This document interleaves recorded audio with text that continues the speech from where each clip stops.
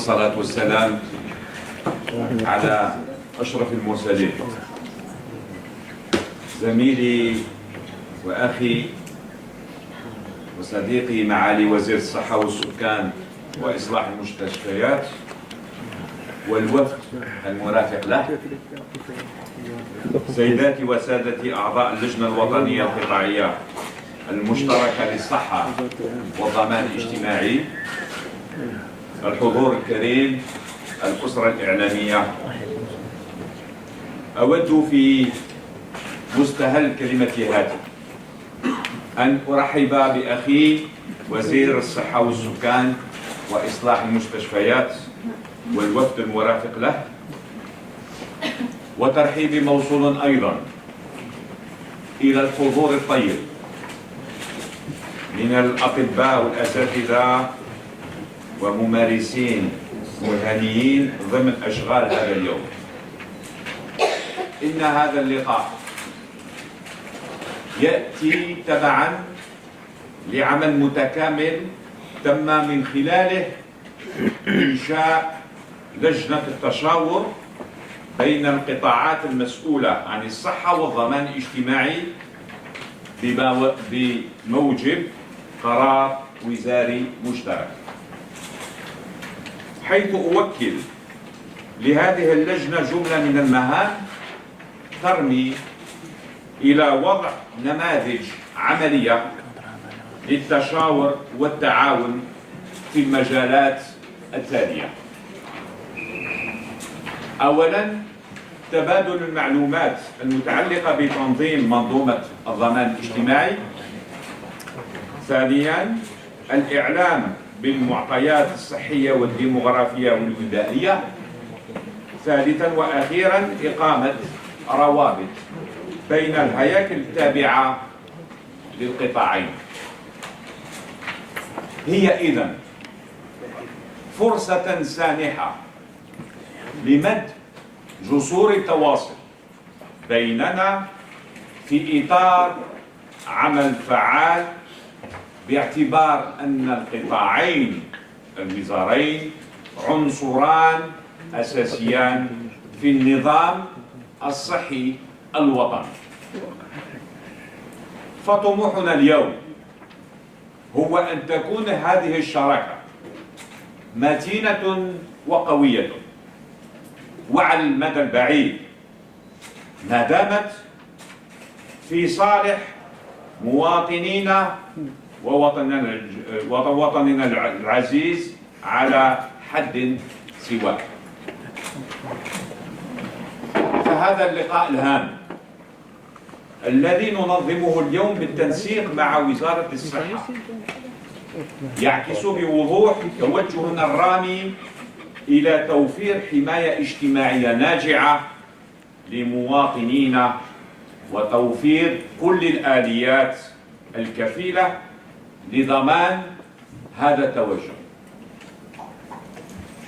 من هذا المنطلق يأتي حرصنا الشديد على توسيع التشاور مع كافة الشركاء المتدخلين في منظومة الضمان الاجتماعي، وأخص بالذكر في هذا المقام قطاع الصحة،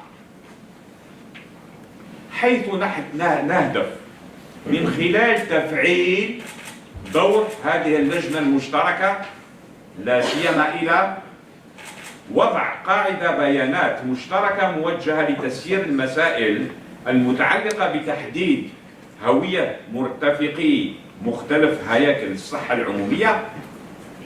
ثانياً، وضع نظام معلوماتي ملائم يسمح باستغلال الشبكات التابعة للقطاعين. ثالثاً، الاستغلال المشترك للأنظمة المعلوماتية لكل من شبكة صندوق الضمان الاجتماعي والشبكة التابعة لقطاع الصحة العمومية. رابعاً، تبني نموذج للتسعيرة. وأخيراً، تنويع مجال تطبيق القرار الوزاري المشترك وتوسيعه ليشمل كافة الجوانب المتعلقة بمجالات مثل الوصفة الطبية للأدوية، la prescription médicale des médicaments، البحث والتشخيص l'exploration et le diagnostic، تحديد القيمة المالية للأعمال الطبية عن طريق وضع نظام معلوماتي مناسب، تحديد جميع الواصفين وتبادل المعلومات المتعلقة بالخبراء، c'est-à-dire l'intérêt particulier des experts et avoir une base de données de tous les prescripteurs avec un numéro d'ordre national، وتوحيد وسائل الإعلام مثل الشهادات والوصفات الطبية والتقارير الطبية وغيرها.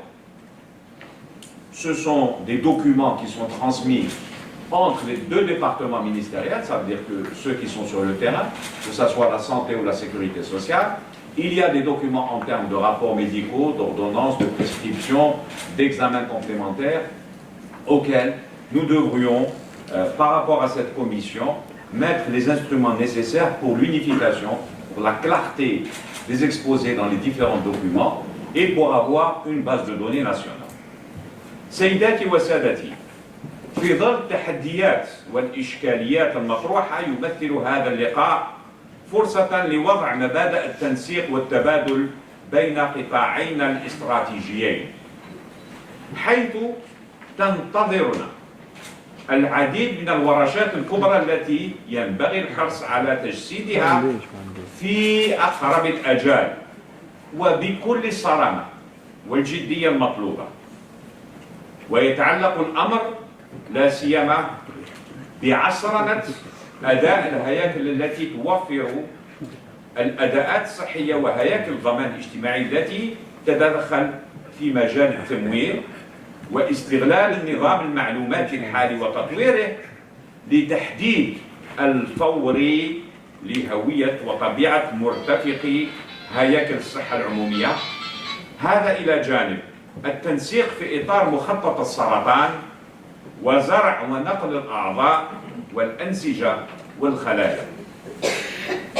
وأخيرا الشروع في التفكير المشترك لدمج اقتصاديات الصحة وقوانين التأمين الاجتماعية في مناهج الدراسات الجامعية وبالأخص الطبية، c'est-à-dire introduire la notion d'économie de santé et de réglementation de la sécurité sociale dans le cursus universitaire des études supérieures, notamment médicales.